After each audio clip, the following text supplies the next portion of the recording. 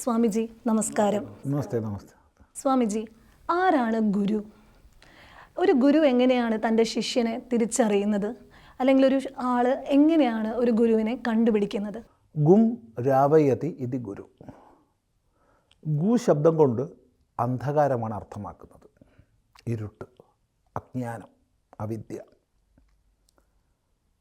തം അതിനെ രാവയതി, നീക്കുന്നു, ദൂരീകരോതി എന്നുള്ള അർത്ഥത്തിലാണ് ഗുരു ശബ്ദം അടിസ്ഥാനമായി നമുക്ക് വ്യാഖ്യാനിക്കാൻ കഴിയുക. ഇരുട്ടിനെ നീക്കുന്നവൻ, അജ്ഞാനത്തെ നീക്കുന്നവൻ. അജ്ഞാനത്തെ നീക്കുക എന്ന് പറയുമ്പോൾ ജ്ഞാനപ്രകാശത്തെ പ്രദാനം ചെയ്യുന്നവൻ. ഇനി ഗൃ വ്യക്തായാം വാചി എന്നൊരു ധാതുവുണ്ട്. ആ ധാതുവിൽ നിന്ന് നമുക്ക് ഗുരുശബ്ദം നിഷ്പന്നാക്കാം. അങ്ങനെ വരുമ്പോൾ വ്യക്തമായി പറയുന്നവനാണ് ഗുരു. എന്താ വ്യക്തമായി പറയുക എന്ന് പറഞ്ഞാൽ? സംശയരഹിതമായി. അതായത് സ്വന്തം അനുഭവത്തിൽ നിന്ന്. അനുഭവത്തിൽ പിന്നെ സംശയമില്ല.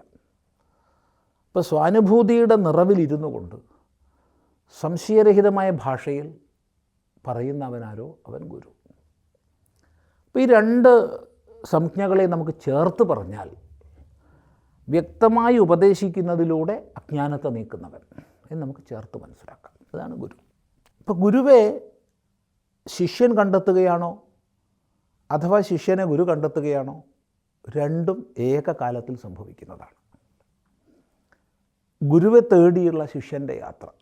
വാസ്തവത്തിൽ അവിടെ ശിഷ്യൻ്റെ എന്ന് പറയേണ്ട ആവശ്യമില്ല, ജിജ്ഞാസുവിൻ്റെ യാത്ര എന്ന് പറഞ്ഞാൽ മതി. കാരണം ഗുരുവെ പ്രാപിക്കുമ്പോഴാണ് ജിജ്ഞാസുവിൽ ശിഷ്യഭാവം വരുന്നത്. ശിഷ്യനെ സ്വീകരിക്കുമ്പോഴാണ് വ്യക്തിയിൽ ഗുരുഭാവം വരുന്നത്. ഒരു വ്യക്തി മറ്റൊരു വ്യക്തിയുടെ ഗുരു എന്ന് പറയുമ്പോൾ അദ്ദേഹത്തിന് ഗുരുവാണ്, പക്ഷേ ലോകത്തിൽ എല്ലാവർക്കും ഗുരുവല്ല. അവർ രണ്ടുപേർ കടയിൽ സാധനം വാങ്ങാൻ പോയാൽ തൻ്റെ കസ്റ്റമർ മാത്രമാണ് ആ കടയുടെ ഉടമസ്ഥന്. ഗുരുവും ശിഷ്യനും ഒരു ബസ്സിൽ സഞ്ചരിക്കാൻ കയറിയാൽ കണ്ടക്ടറെ സംബന്ധിച്ച് അയാൾ ഗുരുവല്ല, അയാൾ യാത്രക്കാരൻ മാത്രമാണ്. അപ്പോൾ ശിഷ്യം പ്രതി ഗുരു, ശിഷ്യന് നേർക്കാണ് ഒരാൾ ഗുരുവാകുന്നത്. അപ്പോൾ ഒരാളിൽ ശിഷ്യഭാവം ഉണരുമ്പോൾ ഗുരുവെ കണ്ടെത്തുന്നു. ശിഷ്യഭാവം ഉണർന്ന വ്യക്തിയെ ഗുരു വളർത്തിയെടുക്കുന്നു, തിരിച്ചറിയുന്നു. ഇത് രണ്ടും ഏകകാലത്തിൽ സംഭവിക്കും. ഇവിടെ നമ്മുടെ ഒരു ചിന്താപദ്ധതി അനുസരിച്ച്, ഭാരതീയമായ വൈദികമായ ചിന്താപദ്ധതി അനുസരിച്ച് മനുഷ്യ ജീവിതത്തിലെ എല്ലാ മേഖലകളിലും ഗുരു വേണം. മനുഷ്യനെ സംബന്ധിച്ച് ഗുരുവില്ലാതെ ഒരു വിദ്യയും പഠിക്കാനൊക്കില്ല. നമ്മളൊരു ഉറുമ്പിനെ വലിയൊരു ജലാശയത്തിൽ കൊണ്ടിട്ടുള്ളൂ, ആ ഉറുമ്പ് നീന്തി നീന്തി നീന്തി രക്ഷപ്പെടും. ഒരു ആനക്കുട്ടിയെ ഒരു ജലാശയത്തെ കൊണ്ടിട്ടുള്ളൂ, അത് നീന്തി രക്ഷപ്പെടും. ഒരു മനുഷ്യക്കുട്ടിയെ ജലാശയത്തെ കൊണ്ടിട്ടുള്ളൂ, അത് മുങ്ങിച്ചാവും. അവിടെ ഗുരു വേണം. നീന്തൽ പഠിക്കണമെങ്കിൽ ഗുരു വേണം, നടക്കാൻ പഠിക്കണമെങ്കിൽ ഗുരു വേണം, ഓടാൻ പഠിക്കണമെങ്കിൽ ഗുരു വേണം.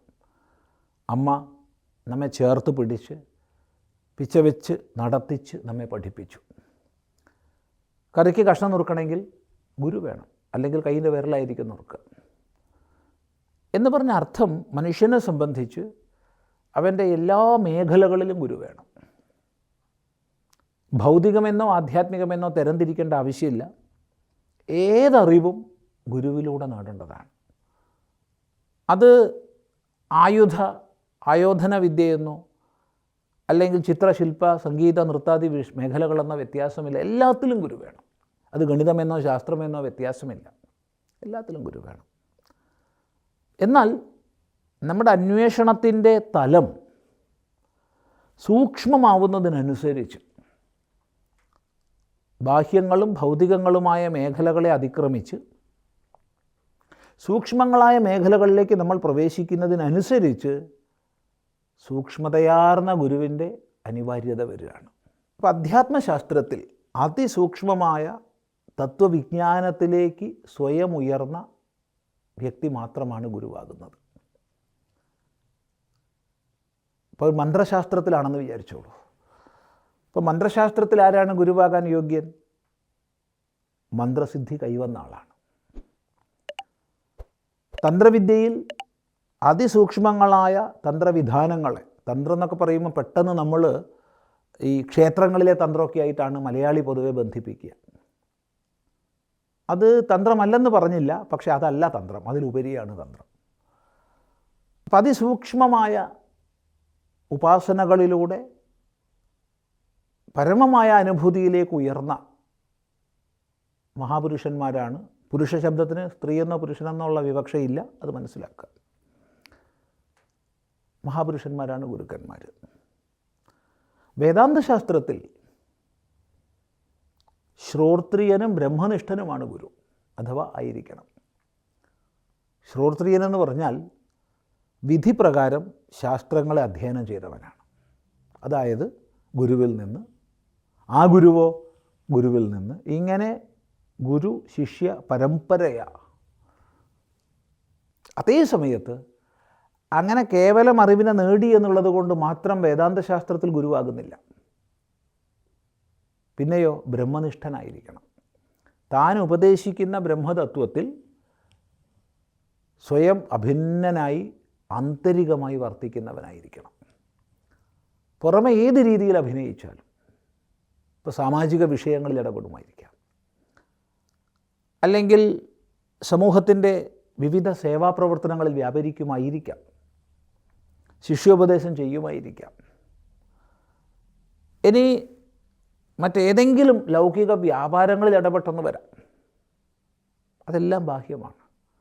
അപ്പോൾ ബാഹ്യമായ ഏത് വ്യാപാരത്തിൽ ഏർപ്പെടുമ്പോഴും ആന്തരികമായി തൻ്റെ ബ്രഹ്മനിഷ്ഠയിൽ കഴിയുന്ന ആളാണ് ബ്രഹ്മനിഷ്ഠൻ.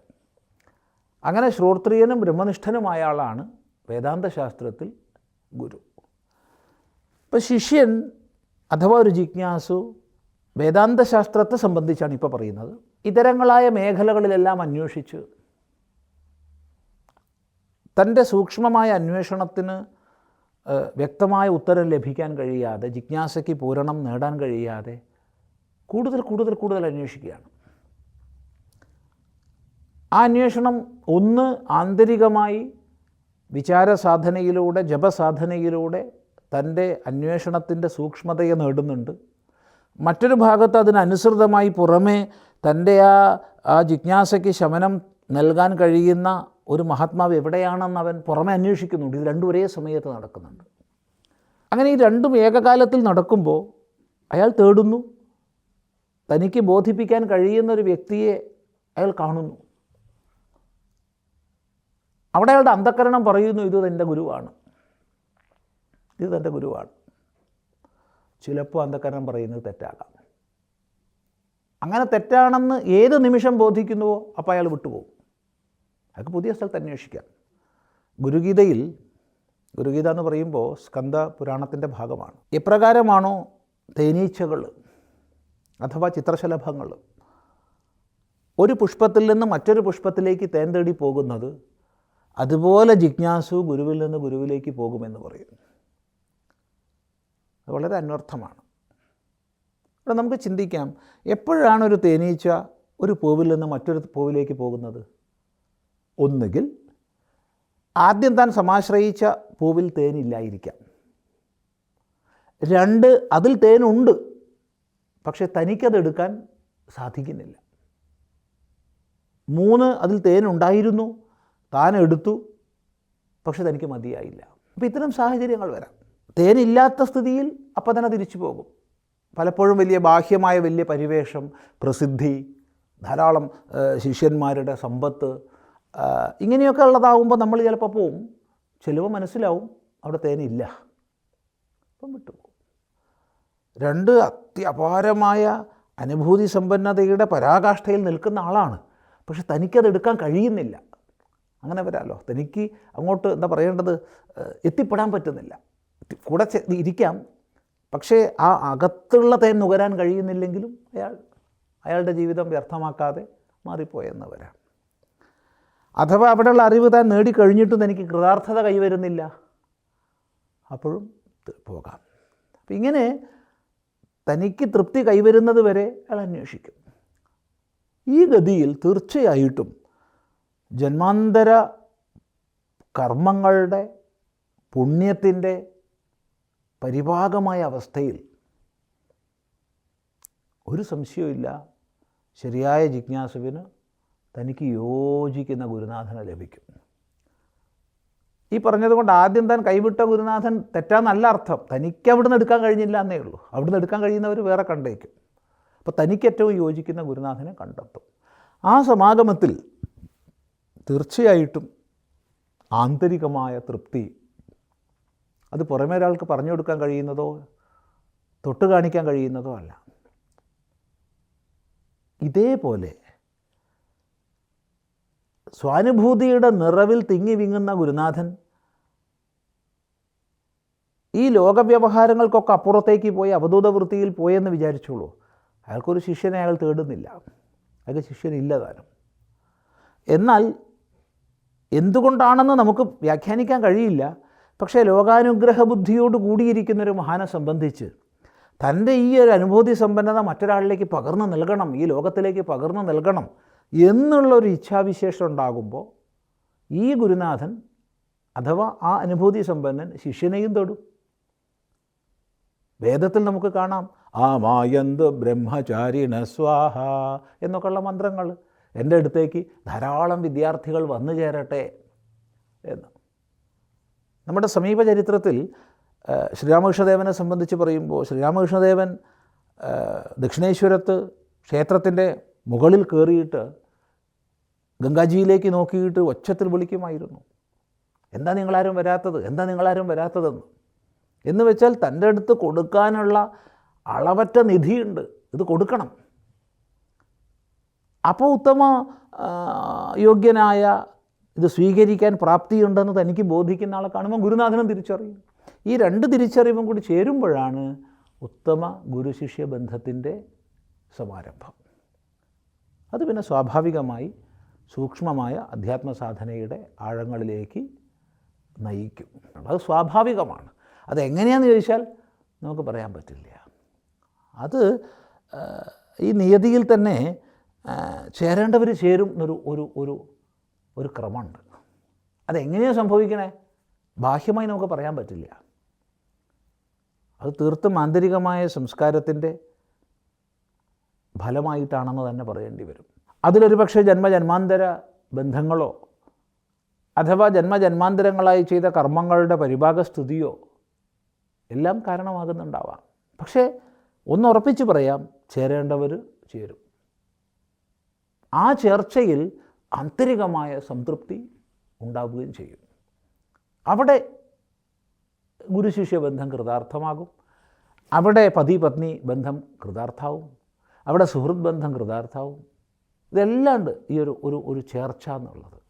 അല്ലാത്ത കാലത്തോളം സംഘർഷപൂരിതമായിരിക്കും. പിന്നെയൊക്കെ ഒരു അങ്ങനെ ഉണ്ടല്ലോ, നമ്മൾ സാധാരണ ലോകത്ത് പറയാൻ ഒരു അഡ്ജസ്റ്റ്മെൻറ്റിൻ്റെ മുകളിൽ പോയി എന്ന് വരും, നീക്കുപോക്കിൻ്റെ മുകളിൽ പോയി എന്ന് വരും. അതല്ല. അപ്പോൾ ആ രീതിയിലാണ് സ്വാഭാവികമായുള്ള കണ്ടെത്തൽ. എവിടെയാണോ നല്ല നിറുന്തേനുള്ള പൂവ്, അവിടേക്ക് ചിത്രശലഭങ്ങൾ വരും, തേനീച്ചകൾ വരും, വണ്ടുകൾ വരും. ആ വരുന്നവർക്ക് കൊടുക്കാൻ അതിനുള്ളിൽ ഉണ്ട് താനും. ഈ രണ്ടും ചേരുമ്പോഴാണ് കൃതാർത്ഥമാകുന്നത്.